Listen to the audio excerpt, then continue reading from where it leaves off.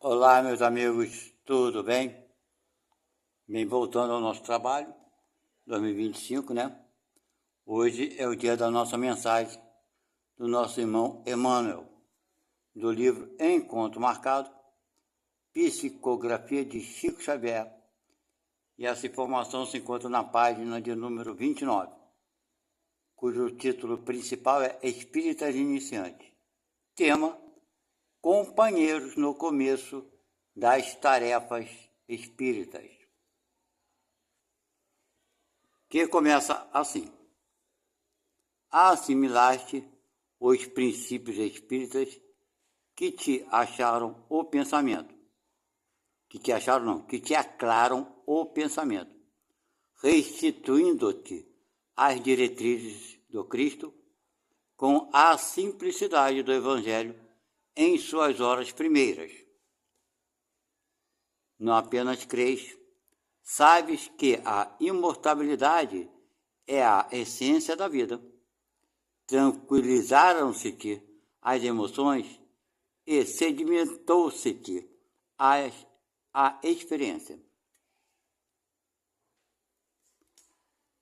Converteu-se-te a fé no coração em refúgio de paz inalterável.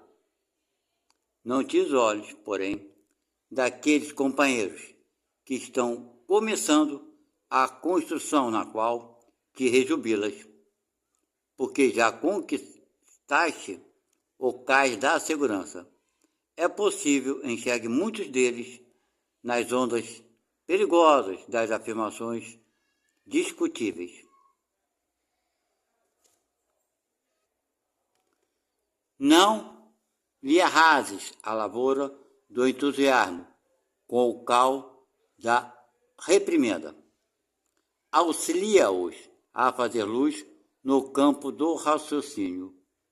Ouve-lhes a palavra, qualquer que ela seja, com paciência e brandura. Cada inteligência possui determinado caminho para alcançar a verdade, e muitos daqueles que abordam a doutrina renovadora do Espiritismo procedem de trilhas obscuras, como sejam as do preconceito ou da angústia, da enfermidade ou da obsessão, e, por isso, reclamam do tempo para se desvincularem do temor do supersticioso ou dos enganos piedosos em que se lhes encravam os sentimentos.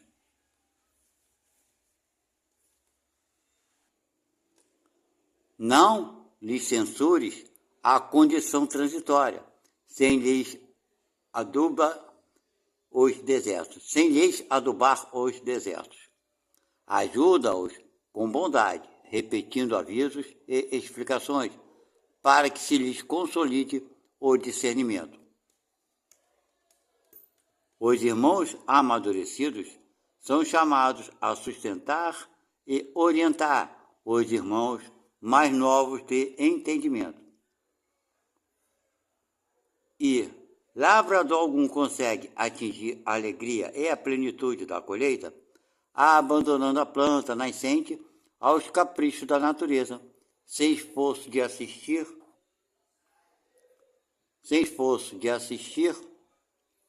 e o cuidado de cultivar. Bem, meus irmãos, é uma mensagem até curta, muito bacana. Isso daqui acontece muito com as pessoas quando entram no Espiritismo. Eu posso falar porque aconteceu comigo. A gente, quando entra no Espiritismo, eu sempre fui espírita por convicção, mas muitos anos, desde que eu me entendo como gente, né? Foi uma escolha que eu fiz há muitos anos atrás, antes mesmo de eu me casar. Uma escolha que eu fiz, mas que eu não assumi. Ok? Só vim assumir depois de burro velho, depois de casar, depois que eu estava com 3 filhos. Aí eu comecei a estudar a mesma doutrina, depois de velho. Mas naquela época, quando eu comecei a frequentar e coisa e tal, a gente fica meio assim, querendo convencer todo mundo da doutrina, porque se você aceitar a reencarnação, você foi da minha natureza, né? Da minha natureza é uma coisa natural. Mas o conhecimento de como tudo acontece, nesse processo, é uma coisa muito linda, maravilhosa para muita gente. E para mim foi lindo, maravilhoso. Depois que eu descobri todo esse mecanismo, como se processa a reencarnação, os acontecimentos, porque acontecem as coisas, enfim, tu fica maravilhado, você fica fascinado, realmente é lindo, é lindo. O Espiritismo, quando você começa a estudar ele, para quem não estuda, gente, não perca a oportunidade. Estude, é bom estudar em grupo. Comecei a estudar em grupo, porque aí vem muitas perguntas, muitos questionamentos, é muito bom. E fiquei maravilhado, aí você quer convencer todo mundo, você fica meio que fanático na época, sei lá. Aí você quer convencer todo mundo, a maravilha, como é que as pessoas não viram isso, como é que as pessoas não entendem isso, que o Espiritismo explica muita coisa, muita coisa. E quando ele não tem coisa que não tem como explicar, ele fala, pode ser isso ou aquilo, mas não podemos afirmar que seja isso ou aquilo, mas pode ser uma coisa ou outra. Então é assim, vocês entenderam? Eu fiquei assim, e às vezes eu me pegava fazendo coisa que não era para fazer, tentando convencer alguém de alguma coisa. Foi um período curto, mas aconteceu. Poderia ter evitado, né? Mas o curso que eu fiz era bom que fosse dado esse alerta para nós que estávamos iniciando a doutrina, principalmente no estudo. Vocês entenderam?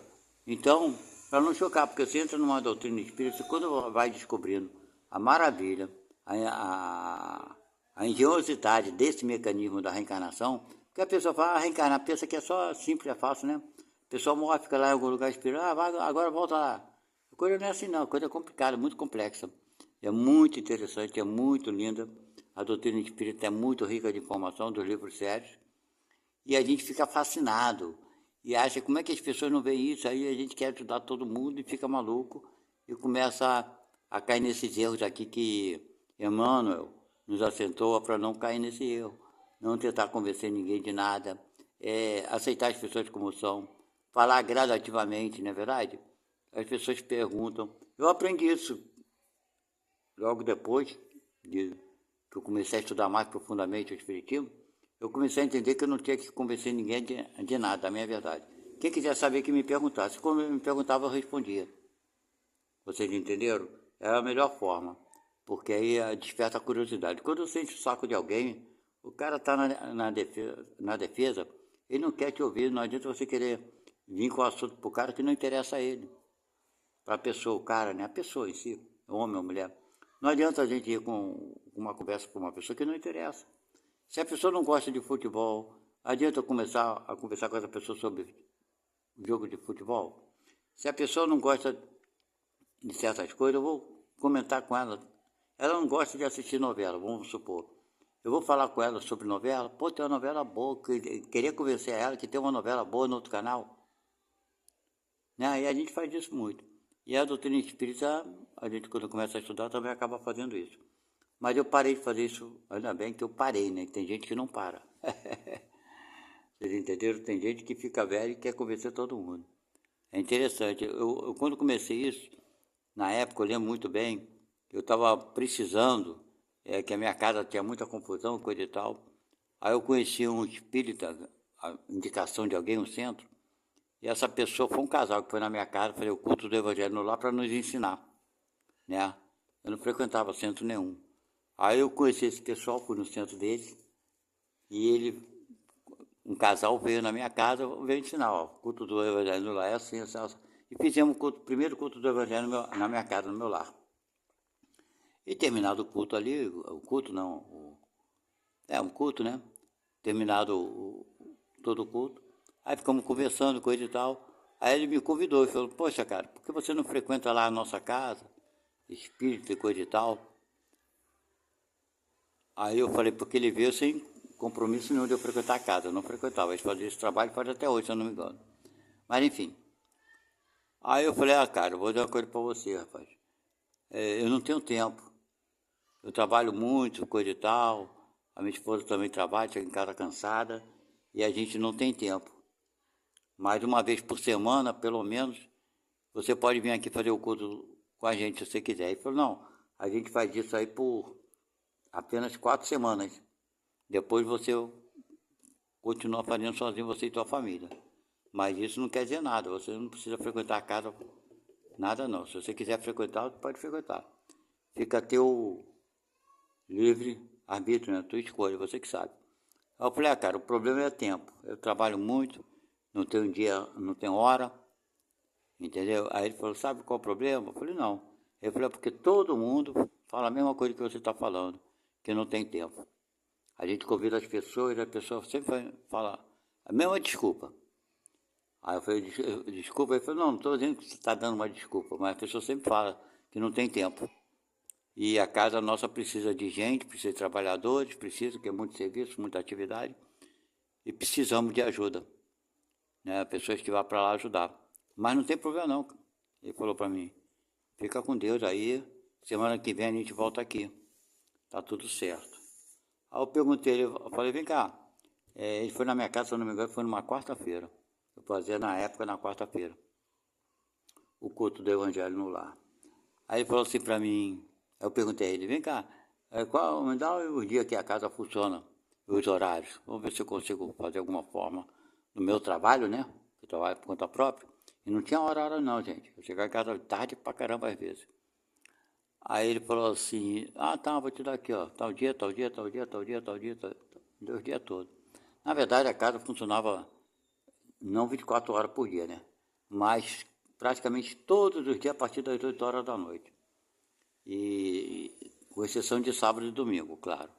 Sábado tinha um trabalho que era feito de manhã até 1, 2 horas da tarde, começava às 8, e domingo a gente só tinha reunião, também pública, né? Que era feita até tardezinha. Na época que eu frequentava. Fora isso, segunda-feira tinha atividade, terça-feira tinha atividade, quarta-feira tinha atividade, quinta-feira tinha atividade e sexta-feira, a semana toda, mas sempre de noite. Aí eu peguei aquela agenda dele que ele me deu, né, das atividades da casa. Aí eu falei, cara, vou falar uma coisa para você, se der, essa semana agora, sexta-feira, ele foi na minha casa na quarta, né, aí eu falei, se der, então sexta-feira é às 8 horas da noite a palestra, ele falou, começa às 8. Aí eu falei, tá bom, então eu vou ver se eu consigo chegar lá, às 8 horas. Vou dar uma força aí, vou tentar me controlar com o meu trabalho, que eu trabalho por conta própria. Bem, enfim. Geralmente esse horário minha mulher já tinha chegado ao trabalho. Aí deu certo. Na sexta-feira eu fui. E a minha esposa chegou e coisa e tal. Eu falei, eu estou com vontade de ir lá no centro para conhecer, ver como é que é feita a palestra, coisa e tal. Aí ela falou, vamos embora. Então fomos. Aí fui na sexta-feira assistir a palestra. E esse rapaz que foi na minha casa me recepcionou lá, falou, pô, cara, legal você ter vindo, tua esposa, bacana, pô. Fica à vontade aí, alguma coisa você pode falar comigo, bebê. Falei, tá bom. Me assisti a palestra, começou às 8, termina às 9 da noite, e depois das 9 da noite em diante é passe mediúnico. E eu tomei o passe, então eu saí de lá quase 10 horas da noite, 9 e pouco, quase 10 horas. Enfim, no término, depois que eu tomei um passe, eu fui conversar com ele, eu falei com ele, coisa e tal, estou indo embora, coisa e tal. Aí ele falou, poxa, você não quer vir fazer o curso de sistematizado da doutrina, não? É toda terça-feira de noite. Esse mesmo horário. Se você quiser, se tu disputa um convidado. Eu falei, tá bom, eu vou ver se der tempo. Moral da história, na terça-feira seguinte eu já estava lá na casa com a minha esposa fazendo o curso iniciante da doutrina espírita, que é o curso sistematizado na terça-feira. Na terça-feira fizemos o curso durante o período, não lembro muito bem quanto tempo foi. Logo em seguida ele passou eu e minha esposa para o curso de médios, para nos tornarmos médios. Então, esse curso era administrado, era na quinta-feira, certo? Mas eu continuava frequentando terça-feira, o iniciante e o curso de médios, 2 cursos ao mesmo tempo. Então, eu frequentava a casa já na terça e já na quinta. E sexta-feira eu ia assistir a palestra. Eram esses 3 dias, né? Terça, quinta e sexta. E depois que eu me tornei médio, tinha um trabalho mediúnico que era feito na quarta-feira. Comecei a também trabalhar na quarta, então já era segunda, que era o de desenvolvimento mediúnico, depois que eu fiz o curso de médium, né, eu me formei. Aí eu trabalhei mediunicamente na segunda, na terça no estudo sistematizado. Na quinta-feira era o estudo formação de médico, ele era médio, e na quarta-feira era desobsessão. Então eu ficava na casa segunda, terça, quarta e quinta, certo? E na sexta-feira de noite assistindo a palestra, trabalhando já na casa como médico na sexta-feira. No sábado de manhã tinha a evangelização, ia para lá também para ajudar. E no domingo de tarde. Enfim, em pouco tempo, menos de um mês, eu já estava frequentando a casa todos os dias da semana.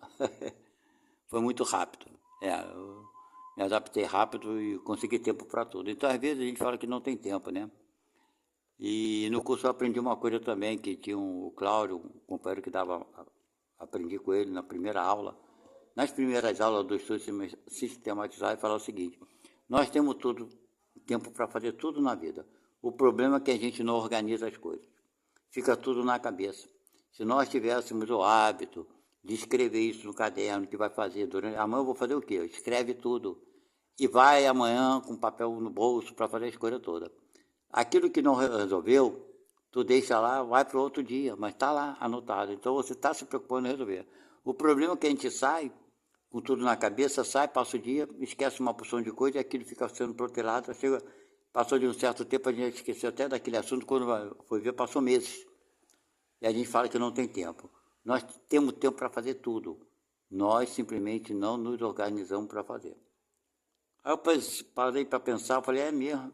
Ele falou uma coisa verdadeira, porque às vezes eu esqueço, depois já era. Eu vou fazer isso, eu não vou escrever em caderno, não. Eu não queria nada escrever em caderno. Para mim era coisa de criança. Eu pensava assim. Eu falei, não, eu vou gravar tudo que eu tenho que fazer no dia seguinte, eu vou fazer tudo. Vou fazer tudo. Vou sair de casa com tudo na cabeça que eu vou fazer. Então eu gravava aquelas minhas necessidades diárias e passei a ter tempo para tudo. E com isso eu aprendi a ir no centro quase todos os dias da semana. Então, gente, é isso aqui. A conversa tá boa, tá longa, você me desculpe aí. Mas eu estou passando para você a minha experiência, para vocês a minha experiência. No início, conforme Paulo Lemano, a gente fica muito assim, entusiasmado, né? Com as informações do espiritismo, as coisas, meu Deus do céu. Vocês não têm noção, nós estudamos tantos livros, porque eu tenho essa casa de 15 ou 16 anos, não lembro muito bem. Mas são tantas coisas que aconteceram, foram muitas coisas maravilhosas. E eu estou contando apenas uma parte delas, ok? Então, mesmo que a gente fique entusiasmado com as informações da doutrina espírita, vamos segurar a nossa onda, né? E ajudar só ajudar. Se a pessoa perguntar, a gente fala. Mas não tentar convencer a ninguém que a doutrina espírita é melhor, porque a doutrina espírita só é melhor para aqueles que querem ter um entendimento a mais. Agora, para quem não quer, não é melhor não, gente. Ok? Ficam na paz de Deus.